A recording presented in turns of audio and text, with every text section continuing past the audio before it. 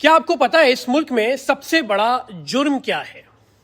Corruption, لوٹ مار، اغوا برائے تاوان، نشے بیچنا۔ چلیں دوسرا سوال کرتا ہوں، اس ملک کا وہ کون سا شہر ہے جہاں کے لوگ جیسے ہی گھر سے باہر قدم رکھتے ہیں تو ان کے واپس زندہ آنے کے چانسز 50-50 ہو جاتے ہیں؟ اگر آپ اس وقت یوٹیوب پر جائیں اور سرچ کریں وافلکس کراچی تو پہلی ہی ویڈیو میں آپ کو دکھائی دے گا کہ جنازہ پڑھا جا رہا ہے۔ کلمہ شہادت کی صداؤں میں ایک شخص کو رخصت کیا جا رہا ہے۔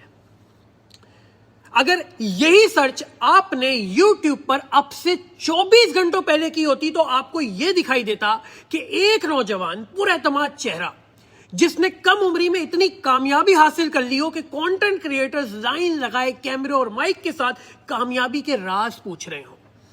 ابھی تو شروعات تھی، میر رضا ینگ تھا، کانفیڈنٹ تھا، بگ اچیور تو تھا ہی، بگ ڈریمر بھی تھا۔ اس نے وافلکس کو بہت آگے لے کے جانا تھا، پورے پاکستان میں پھیلانا تھا، لیکن اس کے لیے ضروری تھا کہ میر رضا 10 منٹ بعد اپنے گھر لوٹ آتا۔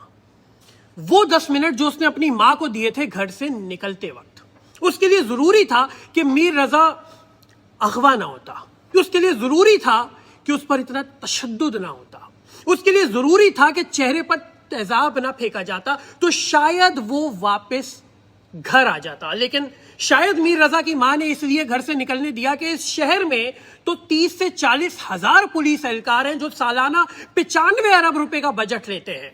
36 سال سے 10,000 سے زائد رینجرز کے اہلکار ہیں جو 16 ارب روپے کا سالانہ بجٹ لیتے ہیں۔ المعروف ویگو ڈالے ہیں، انٹیلیجنس کا مضبوط نیٹ ورک ہے۔ شاید اس کی ماں نے اس لیے جانے دیا کہ اب تو فارم 47 سے لائے گئے ریاست کے فیورٹس موجود ہیں۔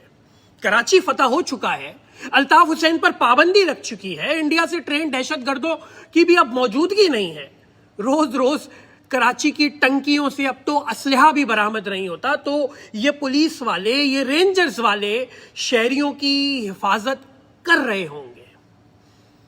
اب تو سارے آپریشنز ہو چکے ہیں، حکومت میر رضا کا تحفظ کرے گی، شاید اسی لیے اس کی ماں نے اسے جانے دیا۔ میں نے آپ سے ویڈیو کے آغاز میں پوچھا تھا اس ملک میں سب سے بڑا جرم کیا ہے؟ بتاتا ہوں۔ اس ملک میں سب سے بڑا جرم کراچی والوں کا اپنے پیروں پر کھڑا ہونے کی کوشش کرنا ہے۔ اتنے وار ہونے کے باوجود بھی اس شہر کا زندہ رہنا اس شہر کا سب سے بڑا جرم بن چکا ہے۔ نہیں سمجھ آئی؟ وقت سمجھا دے گا۔